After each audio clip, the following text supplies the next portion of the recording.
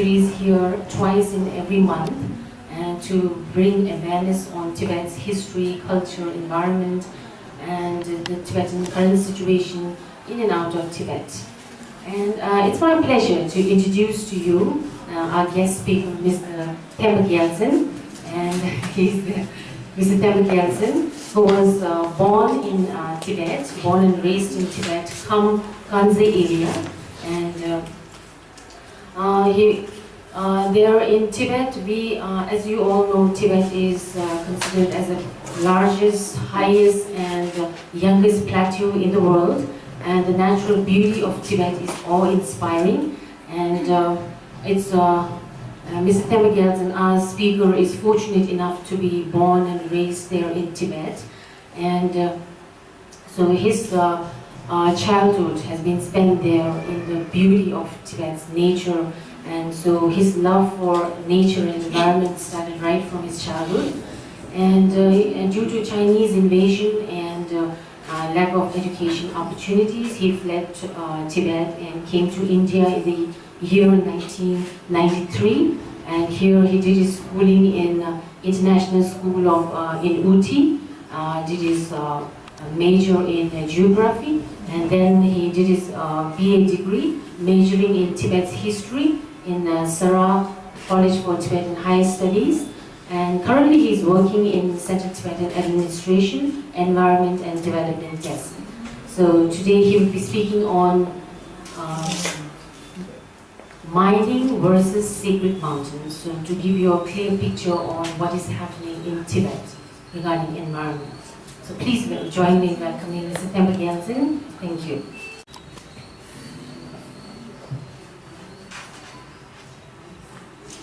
Thank you very much for coming. This is an issue that is relevant to many traditional communities where there's a conflict between development and the traditional way of life. And this is a case in Tibet in recent years, since China's occupation of Tibet in 1950s. Now what happens is that for the Chinese government, development is the number one, and it's beyond everything. Development means happiness, development means stability, development means peaceful coexistence. But for the Tibetans, we have a traditional way of life where we consider our mountains, our rivers, everything sacred to us, and for us, preservation and protection of these mountains are the number one task for us, which means happiness to us, which means peaceful coexistence with the nature. Now I want to give you a recent. Now,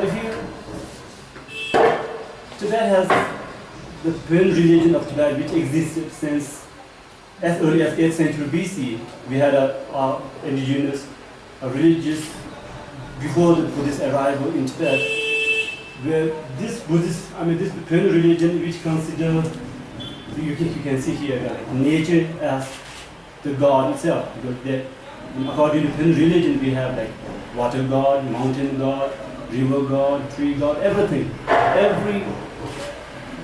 Every element of nature has its separate deities, and that's why for them, we clearly say that these deities protect and punish human beings based on their behavior towards nature. So protection of nature is within the Buddhist religion's principle itself. And then Buddhism arrived in Tibet in the 7th century, and Buddhism has a principle of interdependence and peaceful coexistence with nature. And since then, Tibetan kings and successive rulers have issued various environment. You can see here, it says like mountain valley edicts since 7th century since AD, and then in the successive rulers, which means they prohibit felling, hunting, mining, and so on and so forth. And this is Charles Bell, who was a British India ambassador in India late 1800. He clearly mentioned in his book, in fact, there is an old established objection to mining on religious grounds, and there was almost no mining as it was believed to impact fertility of the soil. And this part is very important here. For Tibetans, be a nomadic community or a farmer, For them, every valley or every community has their own sacred deity, which holds the fertility of the soil, which holds the health of the community. So if something happens to those mountain or river or and it impacts the whole community, the well-being of the community, and ecological balance of the communities. And you can see that now, in recent years, there have been, since Chinese occupation of Tibet in 1950s, China has carried out small and medium-sized mining in Tibet, especially in northwest eastern part of Tibet. But in recent years, since the 11th and the 12th five-year plan, they have given importance to mining, which has become the main source of income to the western part of China, and which means there are more mining, and which means there are more conflict between Chinese government and the Tibetan community. Now what happens here is there's a difference between culture between Chinese and the Tibetan community. For Chinese, development is number one, and for Tibetans, as I mentioned earlier, living within their community, living with the traditional way of life, living with the nature is the number one. So Chinese think that Tibetans are stupid or backward because we resist development. For mining, it's a development issue, and it has been a case. It has been this way of progress in many countries where they have done mining, and then from which they brought a lot of employment and income. And therefore, Chinese, because of the low economic standard in western part of China, they have given importance to the mining, and this has brought a lot of issues like the recent one. In the recent, this happened on August 15, 16, where around 100 Chinese miners in 3 different groups arrived in 3 different areas within Zadek County, a county in the northeastern part of Tibet. And what happened was, as you can see from the 2 news clips here, which is a mass protest in Tibet against Chinese mining, and then after a few days, several Tibetans were wounded because Chinese cracked down on miners.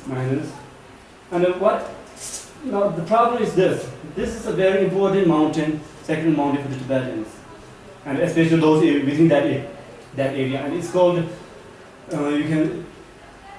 this mountain is called Gyaltsen, which means like 8 brothers. So the mountain itself has significance to the locals. And here, what happened was more than 1,000 Tibetans gathered around the mountain and protest against the Chinese miners. There were more than 100 Chinese miners and accompanied by around 500 Chinese security forces, you can see. And what happens was, this is a very clever thing the Tibetan community did, because a lot of times in the past there had been many environment protests, which some local Chinese governments labeled as separatist or influenced by outside elements or something that followers or directly. So in order not to be labeled such, Tibetan local communities put up a giant gate with the posters of Xi Jinping's environment protection speech, which was given in May 2013, and then the former President Jiang Zemin's speech on the importance of Sanjianyu Nature Reserve, which the area was within the boundary of this nature reserve. And this gate was put right on the road which leads to the mining site. And what the Chinese security forces did was this, and they said the putting up of a president's speech was illegal. They said there is no such speech, and they said the speech was given, and they took the speech from the Xinhua news article itself. And the Chinese got very angry. They pulled down the whole posters, and it clearly said that the Beijing speech and the provincial reality. What happens is the high ministers give very wonderful speeches, And the constitution has some wonderful articles. But when you come down to the ground reality, these are not implemented. And here, this is natural resource law of the PRC. And it clearly says, well-being of the local minority to be protected. But this picture clearly shows that minority are not respected and protected. Here you see around 1,000 local Tibetan protesters were fired on, Chinese security forces fired tear gas on them. And here you can see the Tibetan protesters fainted after the tear gas. And when this happened, his name is Sokpo Chudu. When he saw all his fellow local Tibetans were fainted, he thought, okay, he felt very desperate, he felt very sad, and thought, he started stabbing himself in protest against the Chinese brutality. And you might think why he did that. He could go and fight with Chinese security forces then stabbing himself. But for the Chinese, it's always an excuse to label this protest, as I said earlier, anti-national or separatist or terrorist. If he did something like that to the Chinese, then the whole group would be named as terrorists. So Tibetan protesters had a lot of problems how to face these issues. And there was no option but to stab himself in protest against the Chinese rule. And this, you can see a mark of electric rod being used against the Tibetan protesters. And now you might wonder where the DIIR is. Here is the DIIR, and right in the center of Tibet. And this place, which I mentioned earlier, is within the boundary of Sanjianyu National Nature Reserve. It was established in year 2000, and I'll give you the understanding of this. It was established in year 2000 to protect the headwaters of Yangtze, Yellow, and Mekong rivers. Yangtze and Yellow are two most important rivers in China, feeding millions of Chinese. And Mekong, which runs to Thailand, Laos, and other regions, is a very important river in Asia. And it has a total area of 150,000 square kilometers, which is larger than England and Wales being put together. It's a very large area. And within this boundary, there are many important grasslands, mountain, rivers, and then also some endangered species. But the problem is, according to the goals of establishing this nature reserve, is to protect the huge land mass, because most of this area are source of Asia's rivers. Of course, I mentioned earlier 3 rivers, and then there's Selvin and other Selvin, and there's another one called Nyakchu, which also runs somewhere from this area. But Chinese government always, maybe it's not right to say Chinese government, the provincial government, always alter the boundary to suit their purpose.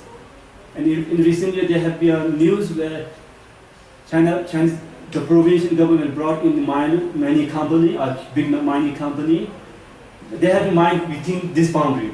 And so what they did was they altered the whole boundary. They moved the whole boundary. They didn't. The area of the nature reserve remained the same. What they did was they moved the whole thing a little bit up to the north. So if someone says that we are still maintaining it, but the reality is the old map and the new map, when we just put on each other, it clearly shows that the whole map boundary has moved to the north.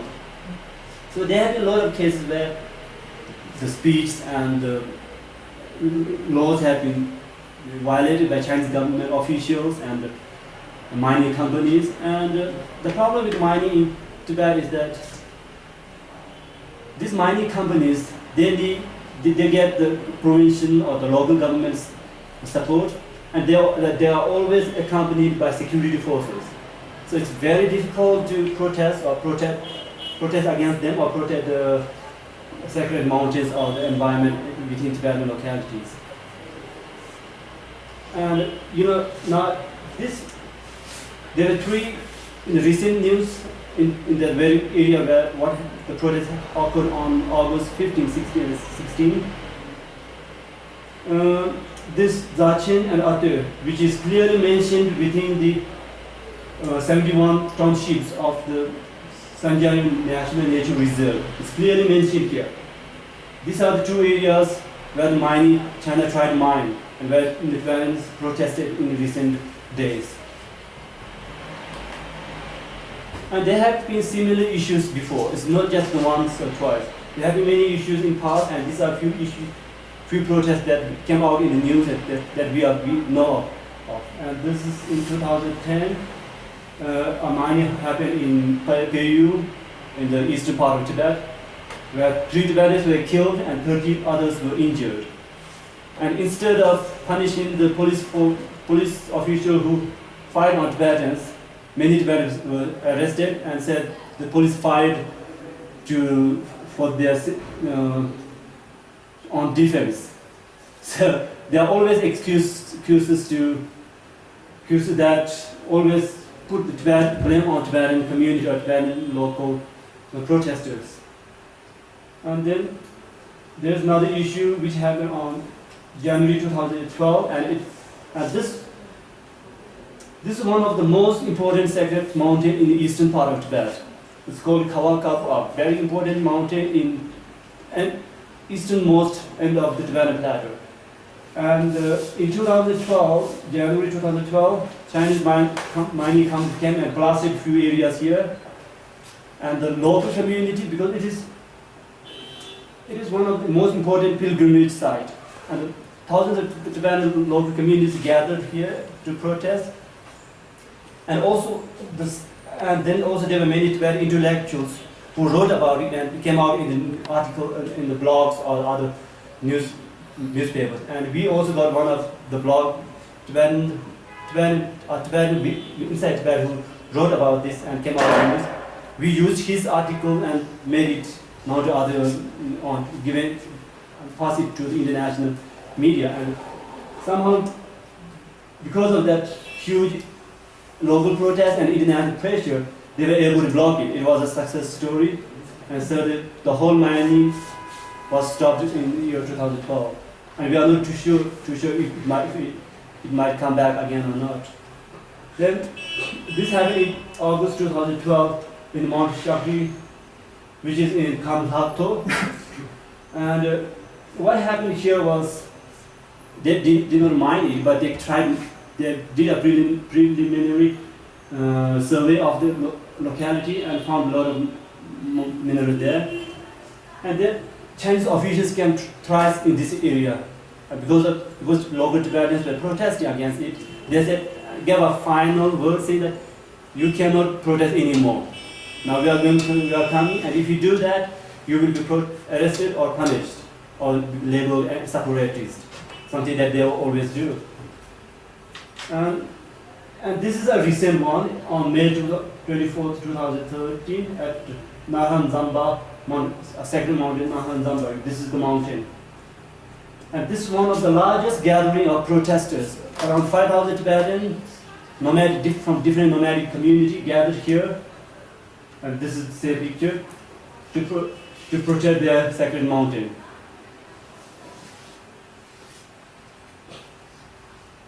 Now there have been more than 20 such protests since 2009 that we know of.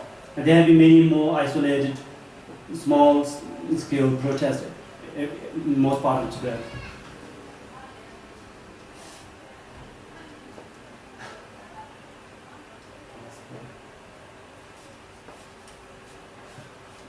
Okay, for your information, there are 132 known minerals in Tibet. These are the minerals that are being mined in Tibet.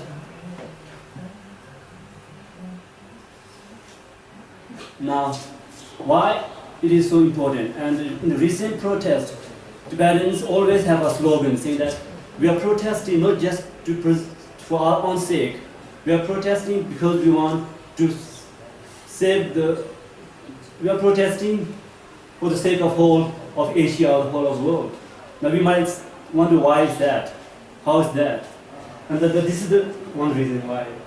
Because Tibetan plateau has 46,000 glaciers with an area of 105,000 square kilometers, which means it's the largest source of accessible fresh water beyond 2 poles.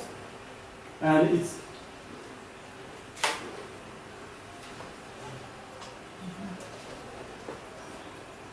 it's also home to 7 most important rivers of Asia, running into 9 most populated nations on Earth, and supporting almost 47% of world population. And Tibet is home to such.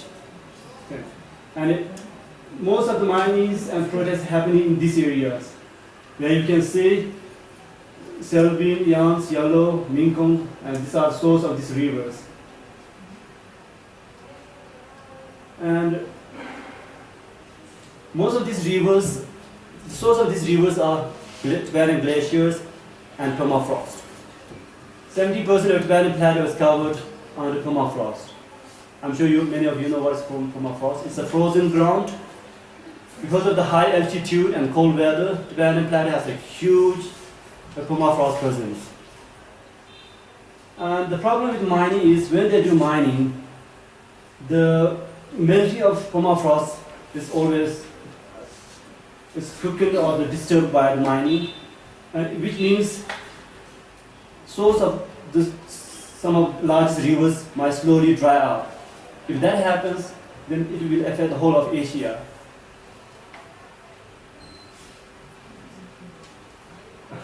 Sorry. That's much. And if you need more information, you can visit us or you can discuss with me at the moment. Thank you.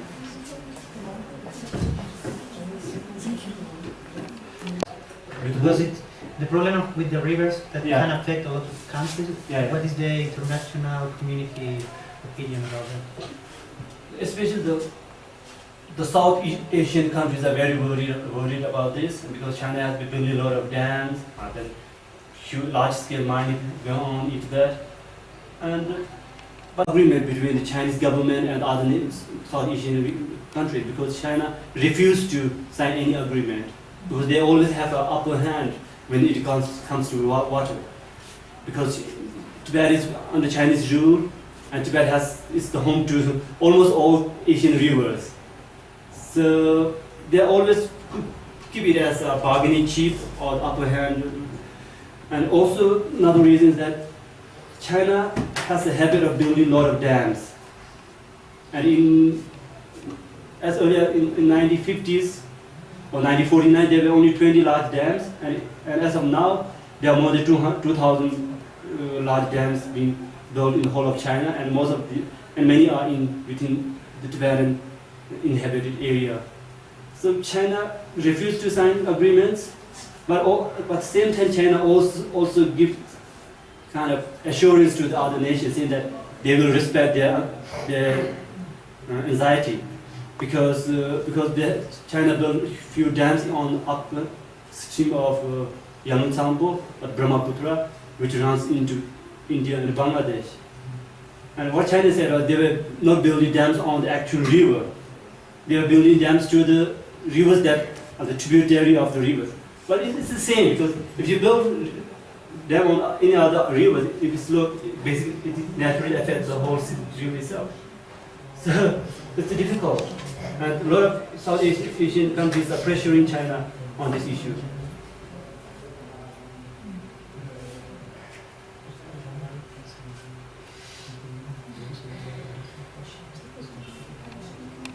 There's no more questions left.